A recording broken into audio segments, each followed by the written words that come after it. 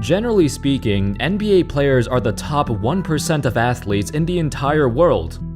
Like with most professional sports, you need to have the talent, you need to have hard work, but you also need an exceptional amount of physical tools to make everything work. Of course, not all players are built the same. Some are overweight, some are short, some can barely even jump off the ground, but still, they made it to the NBA for a reason. In this video, we're gonna take a look at some NBA players, past and present, who were blessed with ridiculous physical measurements, to the point where it's hard to believe they're even true. When it comes to genetics, these guys are the top 1% of the top 1%. They've measured in at the absolute extreme. How's it going, folks? My name's Andy, and without further ado, let's get started. Also, if you enjoyed the video, make sure to subscribe. If you like the content, drop a sub or a like, and thank you so much for the support. Donovan Mitchell. He recorded arguably the most ridiculous wingspan measurement ever. At just 6'1", Mitchell has a wingspan of 6'10". That's 9 inches longer than his height. Percentage-wise, his wingspan is 12.3% longer than his height. For comparison's sake, Kevin Durant is listed at 6'10" with a wingspan of 7'5". That's only 8.5% longer. Kawhi Leonard is 6'7" with a 7'3" wingspan, which is 10% longer. When it comes to sheer proportions, Mitchell is a freaking pterodactyl. His long arms and broad frame allows him to play the 2 spot effectively despite being undersized. It's funny cause when most undersized shooting guards come into the NBA, there's always concerns if they can actually play that position, or they'd be forced to move to point guard. For Mitchell, a few people had doubts, but for the most part, everyone knew his long arms would mitigate his height. Here's another comparison. Both Michael Jordan and Kobe Bryant were 6'6", with a 6'11" wingspan. They're the ideal shooting guards when it comes to height, but their wingspan is barely longer than Mitchell's. Speaking of Kawhi Leonard, we gotta talk about the size of his hands. There's a rough correlation between hand size and height. As most of you know, the biggest hands typically belong to the biggest players. Think of Shaq or Mutombo or Tim Duncan. But Kawhi Leonard, clocking in at just 6'7", has hands that are as big as Shaq's, and bigger than most other big men, measuring in at 9.75 inches long and 11.25 inches wide. His massive mitts are a huge part of his game, allowing him to have such a tighter control of the ball, and he could make plays that people with ordinary hands could not. Michael Jordan was also known to have massive hands, reportedly measuring in at the same length but slightly wider than Kawhi's. Giannis has hands that are also both longer and wider than Kawhi, although he's taller too. His 12-inch width is ridiculous, which is the same width as Shaq's hands. On the opposite end of the spectrum, we've always got some extreme measurements at the other end. These guys have ridiculously small hands, comparatively. The most prominent player we've associated this with was Kwame Brown. You remember all those times the media made fun of him for having small hands, and that was the reason why he had so much trouble catching passes? Stone Hands Kwame was one of the first NBA memes to ever exist. However, we don't know his exact hand measurements. That was never released to the public, as far as I know. There are some other players with very small hands in proportion to their heights. The Morris twins are the most notable example. They're both around 6'9", but have a hand length of just 8.2 inches. For comparison, the average guy in America has a hand length of 7.6 inches, but at 5'10". Despite being nearly a foot taller, the Morris twins have pretty damn small hands. Anthony Davis is another one, listed at 6'10", but his hands are only 8.5 inches wide, hence why we've never seen him palm a basketball. Of course, this hasn't stopped him from becoming a superstar. The best shooters in NBA history tend to have smaller hands. Next up, Zion Williamson. Now, I put Zion on this list because his entire body is an absolute freak of nature. From head to toe, he's a physical specimen at 6'7", 284 pounds. That makes him top 5 in the current NBA in weight, despite being significantly shorter than everyone else in the top 5. Not only that, but he reportedly has a 45-inch vertical, which was recorded before his freshman year at Duke. That's freaking insane for how much he weighs. Pelicans VP David Griffin stated that Zion has a special type of body. He gains muscle mass and gains weight so fast, no one's ever dealt with anyone like that before. He can be 274 pounds with 8.5% body fat, and he could be 280 pounds with 9% body fat. He's just a very unique body type, and certainly from a physics perspective. While we're on the topic of body fat, over the years, this is a metric that sparked controversy, as most people believe the measurements are inaccurate. Some players have a body fat percentage that's so low, like literally lower than professional bodybuilders. I'm talking about sub 5%. Apparently, some players are even sub 3%. According to NBA.com's Draft Combine dashboard, in 2018, Shai Gilgeous-Alexander clocked in at 3% body fat. The scary part is, Shai doesn't even have the lowest.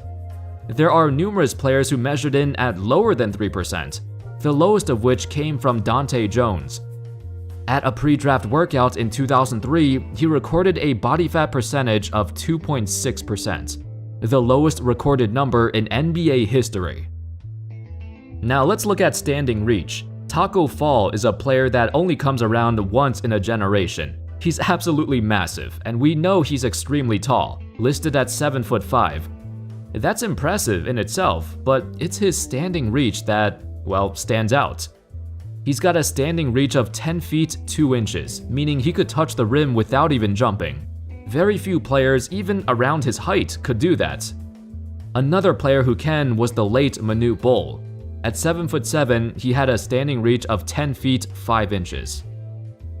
Now let's take a look at a fun one, the highest verticals in NBA history. This category is a bit muffled, because in the old days, the verticals of players were not actually measured or recorded in any database. So a lot of it is just based on word of mouth. So going by that, the two players with the highest vertical ever are Wilt Chamberlain and Michael Jordan. They were both speculated to have a 48-inch vertical. I don't know if this is true for Wilt, as we all know the stories of Wilt Chamberlain are hard to verify. But for Jordan, apparently his 48-inch vertical was measured in 1984 during a workout with the US Olympic team. The trainers there confirmed this was true, although it wasn't an official measurement, just something Jordan did for fun. So the highest vertical ever recorded at the Draft Combine was from DJ Stevens at 46 inches, who only played a total of 4 games in the NBA. But throughout his life, he was always known for his remarkable leaping ability. Other notable players with a 46-inch vertical include Zach LaVine and Jason Richardson. Two former slam dunk champions. Their verticals were recorded during private workouts, so we're not 100% sure they're accurate. I mean, I wouldn't be surprised if they were, though. Similar to vertical, this is another one that's tough to verify. So prior to the draft, every NBA player has to go through a bench press test. But they don't test the player's maximum bench. They only test how many times they can bench 185. But we're gonna try to find the player with the highest max bench. The highest I found was reportedly from Ben Wallace. In the past, Wallace used to be very interested in bodybuilding and powerlifting. In the mid-2000s, he was well known to be one of the strongest athletes in professional sports. An excerpt from a Detroit News article stated, "At his peak, Wallace was bench pressing 460 pounds. But as a senior at Central High School in Whitehall, Alabama, Wallace weighed 190 pounds. His transformation into the NBA's version of the Hulk didn't start happening until he transferred to Virginia Union. That's where he discovered a small dank weight room known as the Cage." As far as I know, there aren't any other players who claim to have a higher bench than 460. Except, of course, Wilt Chamberlain. He always needs a mention here, as he self-claimed he could bench 500 pounds. According to Arnold Schwarzenegger, he did say that Wilt was abnormally strong, to the point where he could pull twice as much on his tricep extensions compared to Arnold himself. However, his supposed 500-pound bench press has never been confirmed, and it's possible he was exaggerating. For comparison, some more modern examples of ridiculously strong guys include Dwight Howard and Nikola Pekovic, both of whom could bench 360 pounds. Another notable example is the 5'5" Earl Boykins, who weighed just 139 pounds during his playing days, but had a max bench of 315. Now that's insane. He was legit built differently. On the other end of the spectrum, some players were so weak that they couldn't even bench 185 one time. As I mentioned earlier, all players are required to bench at the combine. Throughout history, there's been plenty of players who couldn't bench 185, but the most prominent examples include Kevin Durant, Jamal Crawford, and Monte Ellis. It was something that people clowned Durant for, even to this day, but there's actually been many others who couldn't bench 185 either. Too many to list, actually. The fastest three-quarter court sprint ever recorded was by Cookie Belcher in 2001, with a time of 2.91 seconds. After looking through this list, there's actually some pretty notable examples. Donovan Mitchell once again shows up here with a speed of 3.01 seconds. But more surprisingly, Eric Gordon in 2008 also registered 3.01 seconds. You probably wouldn't think of him as a super fast guy, but back in the day, before the knee problems, Gordon was extremely explosive. At the 2008 Combine, his sprint time was even faster than Derrick Rose's, who recorded 3.05 seconds. We did hand size earlier, so we can't leave out feet size. Just like with hands, the players with the largest feet tend to be the tallest players too. Shaq, for example, wears size 23 shoes.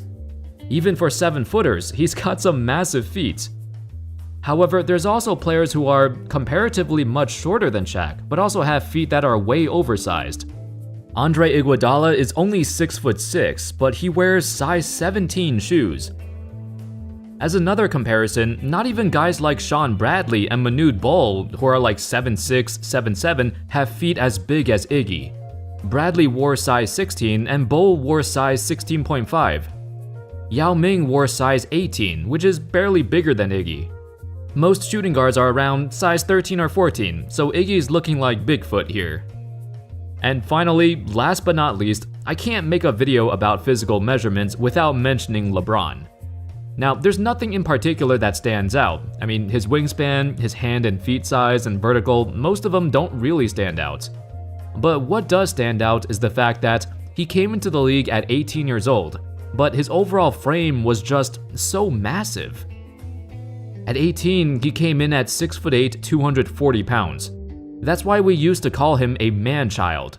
He had the body of a seasoned vet as an 18-year-old. At 240, he already weighed more than most small forwards in the league, and probably more than many power forwards too, especially back then where players were more lanky. Not only that, but when he transitioned to power forward in Miami, it was speculated he weighed about as much as 280 pounds. And yet, he was still as quick and explosive as ever. I guess that's why we've always called him a genetic freak. Anyway, that's all folks. Those were some of the most ridiculous measurements that NBA players have recorded over the years. We always talk about how you need to be in the top 1% to make it to the NBA, but not all players are built the same. Some are just physically superior and have the tools that help them play basketball better, while others are not as blessed. Thank you all so much for watching. Let me know your thoughts in the comments and which other players do you think I should have mentioned. Of course, as always, I'll see you next time. Peace.